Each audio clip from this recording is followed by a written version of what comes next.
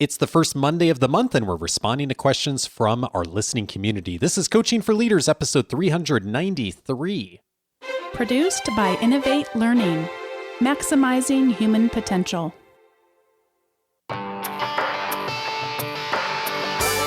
Greetings to you from Orange County, California. This is Coaching for Leaders, and I'm your host, Dave Stachowiak. Leaders aren't born, they're made. And this weekly show gives you access to the practical wisdom that will empower you to become a better leader. Once a month, the first Monday of every month, we open up the show to questions from the listening community and do our best to get you thinking about what would be a next step you may take or a new consideration on some of these topics. I am joined, as I am most months, here by Bonni Stachowiak. Welcome back, Bonni. Hi, Dave. Thanks for having me back. Always glad to have you back, and we have a whole bunch of questions to respond to. As always, if you have a question you would like us to consider for a future Q&A episode, go over to coachingforleaders.com/feedback and send it in for consideration. And our first question comes in this month from Evelyn. Yeah, Evelyn wrote in about a recent episode. She asks, in relation to your recent episode on moving from being a caretaker to being a rainmaker, I'm curious if a rainmaker first has to be a good caretaker. Oh, I love this question, Evelyn. Thank you so much for sending it in. If I could go back and we could add more to that conversation about caretaker versus rainmaker, I think May and I would both make the point that it's a spectrum. It's not an either or, this is an and. I also think about this in the context of what's the distinction between management and leadership. You've probably heard me say before that management, I see it at least, is how we handle complexity in our organizations. Leadership is how we handle change. And they're not an exact correlation, but I think we could look at caretaker versus rainmaker through that same lens of how are we handling the status quo and handling the complexity in our organizations, and how are we also then challenging ourselves and others to change for the better. For most of us, we are doing both of those things on a regular basis. My hope in coming out of the conversation about caretaker versus rainmaker is that for those of us who have been in the place of being in the role of caretaker and have not thought much intentionally about where are the places that maybe we should start engaging as a leader, as a rainmaker, that you would consider that and possibly move into that space a bit. So to answer your question directly, Evelyn, I think the answer is probably, if not yes. You need to have either been the caretaker in your organization or have spent a lot of time listening and respecting the caretakers within the organization in order to know what change is going to be appropriate for the organization. I think one of the best examples of this that I heard from one of our past guests was from Chris Hadfield. Chris is one of the former commanders of the International Space Station, a Canadian astronaut. And when he was on the show a few years ago, he talked about how as NASA astronauts, one of the things that all astronauts are asked to do are to really to take every role within the space agency over the course of their careers. The time they spend in space is actually quite small percentage-wise, and to really understand the whole functioning of the agency. And they're quite often, as a result, rotating into different roles and responsibilities within NASA. And he has a concept of being a zero, of rather than showing up and trying to add value right away or to affect change or to give feedback, is to show up and not try to do anything at the beginning or the first time you step into a role or to a new organization or to a new team. And I think that that is a really good reminder for all of us, Evelyn, on this of if you are going to make the intentional shift to thinking a bit more like a rainmaker and how can you affect change in the organization and how can you start to test things that make things better and solve a problem, first and foremost, you owe it to yourself and to everyone around you to make sure you understand what's going on and what is going well and why are the systems there that are there. I've made the mistake before of stepping in, seeing a system that I didn't agree with and changing it. and finding out later that there was actually a really good reason why that system was there that I didn't see or appreciate at the time because I didn't take the time to really examine that. And when I think about this even from a macro perspective, we have this error in judgment going on a bit in the world today. If you look at some of the things happening in global politics like Brexit and the political situation going on in the US, you see this tendency culturally right now of things aren't working and we're going to tear stuff down, we're going to break it, we're going to change a whole lot of things. But you also don't hear as much of the taking the time to really examine why those systems have emerged, broken and insufficient as many of them are. Why did they emerge in the way that they did?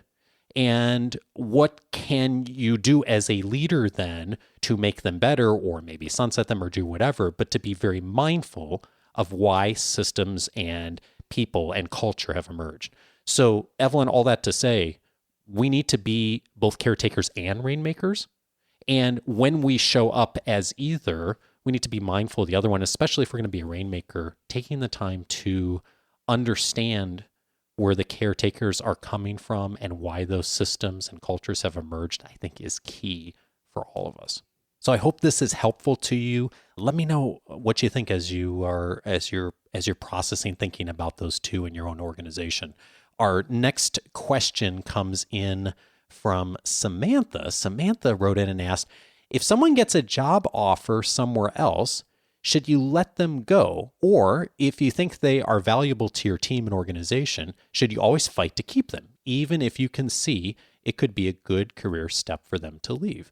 Bonni, what do you think? In the business world, there are leading indicators and there are lagging indicators, and having someone get a job offer somewhere else falls into the category of a lagging indicator for me. So I would say, yes, the person is gone and we wish them well and we do a great job at hiring someone to replace them. I have not historically had experiences where people who report to me have done this little dance. And it is common with some types of personalities, with some values that certain industries or organizations hold where it's almost the game, right? And so I have had people who have shared that in some institutions of higher education, the deal is that at some of these really prestigious places, when you're up for tenure, it is just a given that you're going to go and also be applying for jobs at other places. And in fact, if you don't have a job offer from another, also perhaps equally or even more prestigious institution, then they won't even give you tenure. So that's how the game is played in these places, and you learn those things and you're able to do that. By the way, I am not meaning to imply that it is unethical what these people have done and the way that it's done. I just don't like to do it that way. And I haven't been in a position where that's just culturally speaking how things are done. So for me, I really like to have really open conversations. And in fact, I do try to build up trust such that if someone was feeling like their life was taking a big shift, they might be able to share those things with me. But so it's not something that I have a lot of experience with as a leader, because a lot more of the conversations that I have are more transparent than that. And I would have a lot more of a heads up then by the time we get to that lagging indicator. I'm not saying perfection, but closer to where I would want to be on these things. So I find it more helpful to be thinking about these things in terms of wanting to get there way before that happens. And there are really two fronts to think about. One is that people do really like to be challenged. I was just listening to another podcast about teaching the other day, and in the scholarship of teaching and learning, a lot of the research has emerged that we learn better when there are what is referred to by researchers as desired difficulties. And in fact, Harvard back in like the 40s or 50s or something did this research. Picture this big, I was going to say a pie chart, but I must just be thinking about pies because this is not a pie chart, a bell curve. There we go. And so that we're not very motivated if it's not very hard, right? And we're also not very motivated if it's super, super ridiculously hard. We don't think we'll ever get there hard. But right there in the middle, that sweet spot where we're challenged, we're learning. And so the research that's been done around motivation, and Daniel Pink in his book called Drive really articulates this well, this idea of really being challenged, how motivating that can be for us in our work.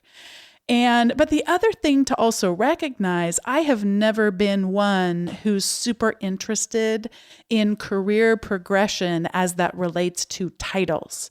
I care very little about titles in terms of, let me just get the next bigger one so it can go on the business card. And I have worked with individuals who that really was important to them. That kind of progression meant something to them.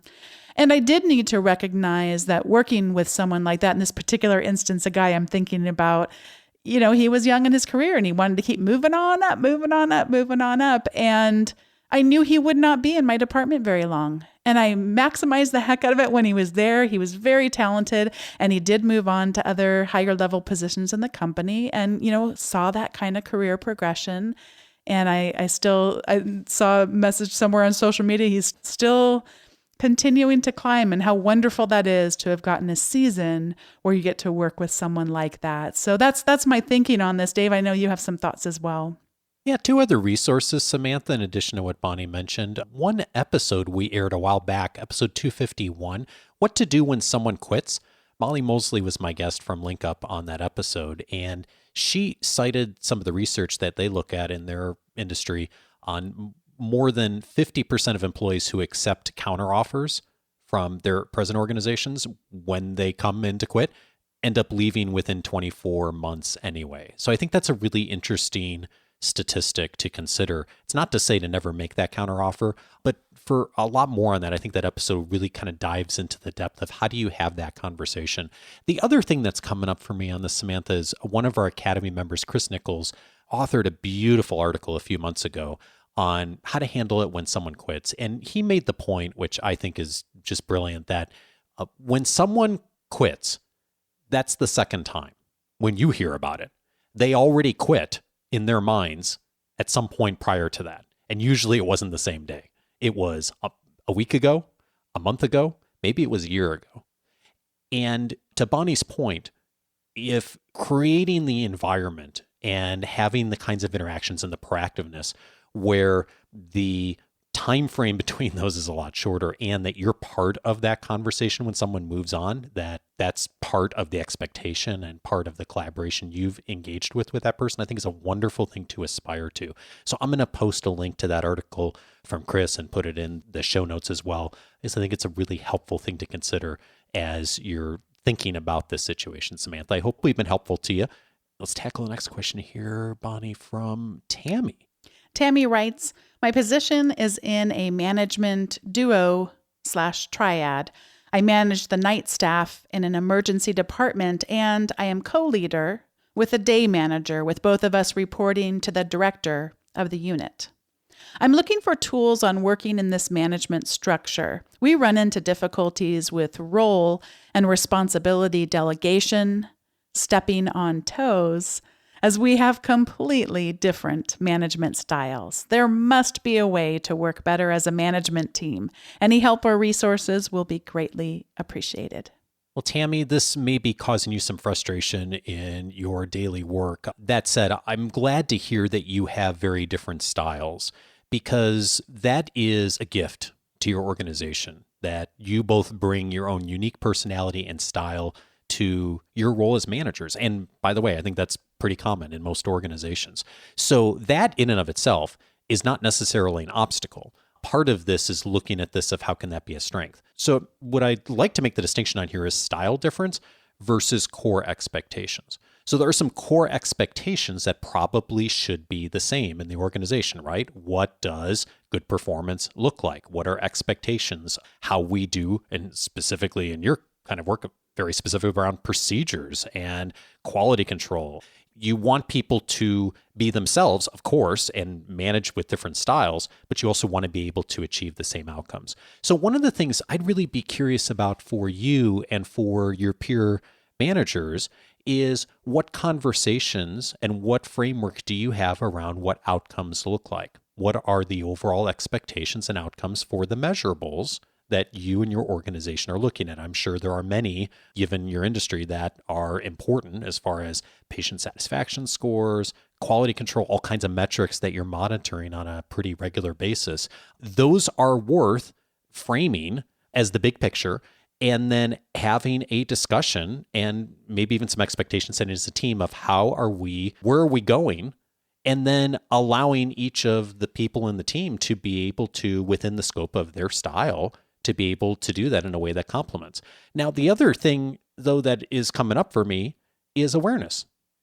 When I've been in situations like this with peer managers or in organizations where multiple people have been managing staff and teams, one of the biggest blind spots that has often come up for me is there's just not an awareness of what and why other leaders are making decisions that are different than someone else's.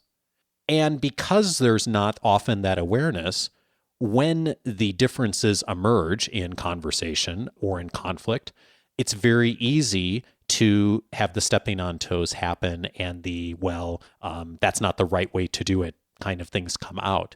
And so I really like the concept that was mentioned on the show a while back of the concept of doing an on-site. We hear about doing off-sites as we've done episodes on them before, but I really love the concept of doing an on-site, taking a bit of time. And this doesn't even need to be an all day. It could be an hour, it could be a half hour, but to spend some time with a peer and to shadow them and to find out how they are doing certain things and how they're responding to situations and how they are stepping into or not certain procedures or certain conflicts, just to become aware of how different leaders are handling different situations.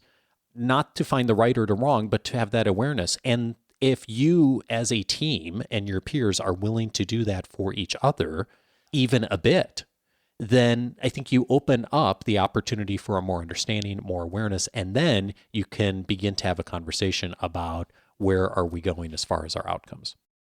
Our next question comes in from David. David wrote in, said, I've become recently a manager of a help desk at a college. Our full-time staff is fairly small. I manage a team of around 20 students that work for us. The team is made up of everything from music majors to computer science majors, and it's wonderful to have a mix of backgrounds and experiences. My predecessor had a different style than I do. Speaking of styles, one of the biggest problems historically has been time and attendance, showing up late, calling off 5 minutes before the shift begins, et cetera, et cetera. Do you and Bonni have any suggestions for setting policies and procedures like time and attendance for student workers? Nearly no resources are available from human resources, and I've been given the freedom to set the expectations as I see fit. Do you have any suggestions for generally leading student workers in a higher education environment? I've given a listen to episode 289 about managing part-time staff. I'm just curious, given your backgrounds, if there's any suggestions specific to these environments. Bonni? One resource I would have, and Dave, you'll need to look up the episode number, but is the tools available from Chip Espinoza, who was a guest once or twice, I believe, on Dave's podcast talking about managing the millennials. He wrote one to leaders talking about how to manage this generation, and then one to those individuals themselves as they get into the career, giving them some context of how to really maximize their strengths in their workplaces. The thing that I really like about Chip, and from the way you wrote your question, I suspect you might too, is there's none of this derogatory stuff. So much of it, people will say today, these young whippersnappers today, they just don't get back in my day.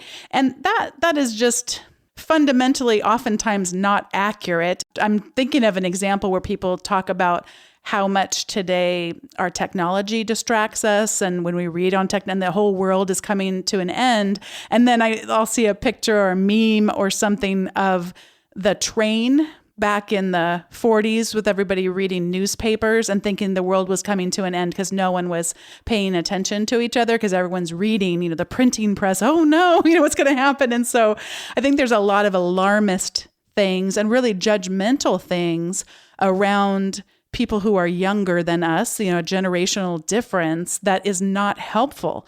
And I have great hope for the future as I work with people that are now half my age. And I think, wow, we're in good shape because there are some incredible people that are coming up that are going to have tremendous impact in our organizations. And that's the paradigm I want to have, and I will tell you it is easy to have.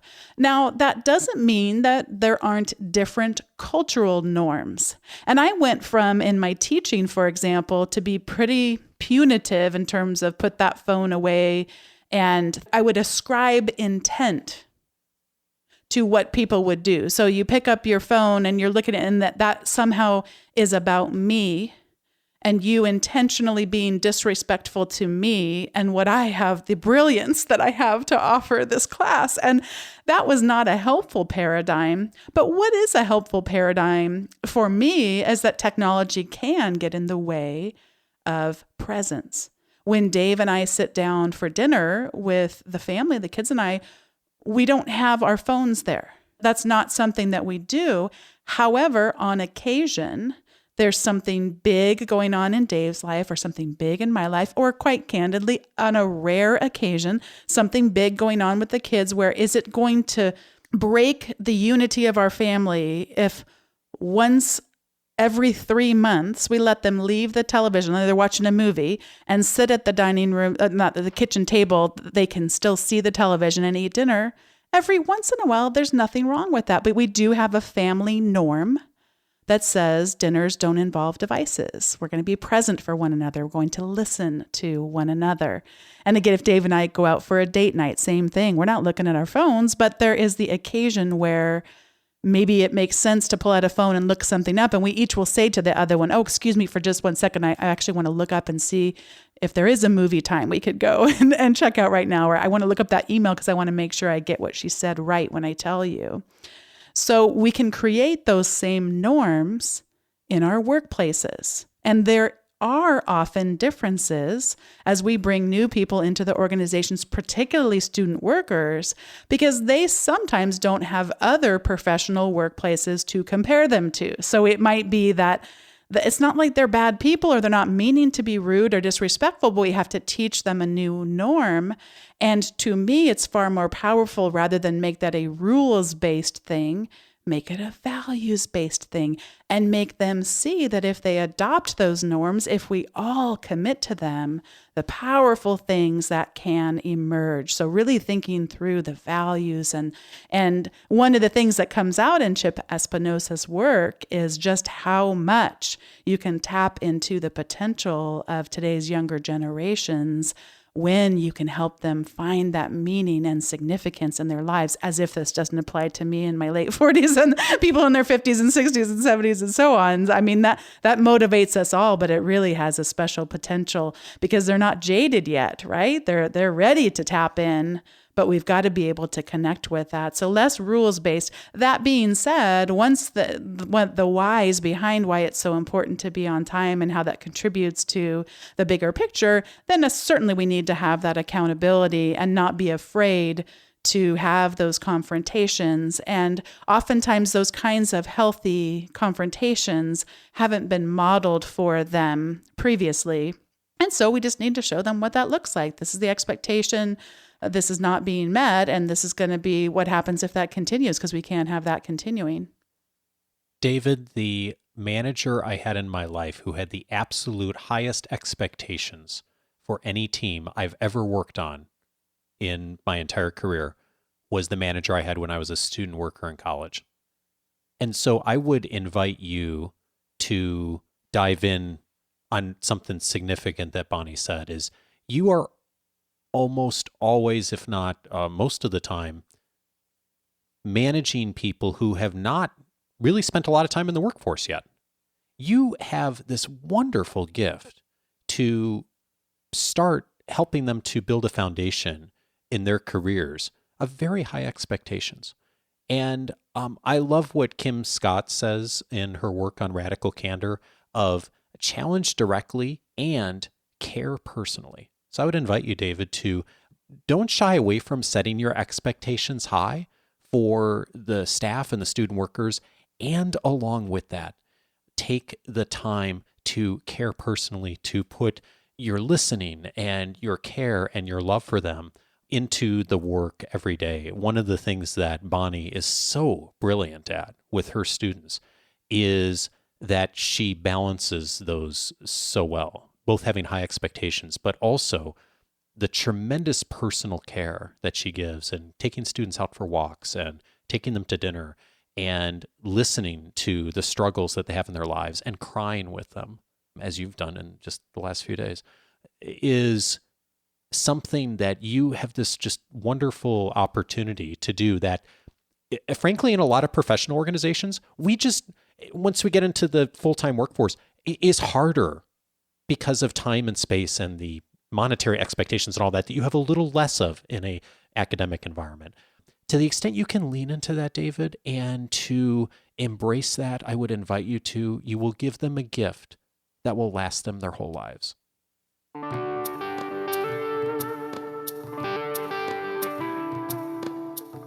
If today's questions got you thinking, a number of related episodes that will support some of what we've mentioned here today. One of them is episode number 149, An Astronaut's Guide to Life on Earth. My guest was Chris Hatfield on that episode. I mentioned his Be a Zero concept earlier in the conversation. He shared a lot of strategy and thinking on career and career progression during that episode.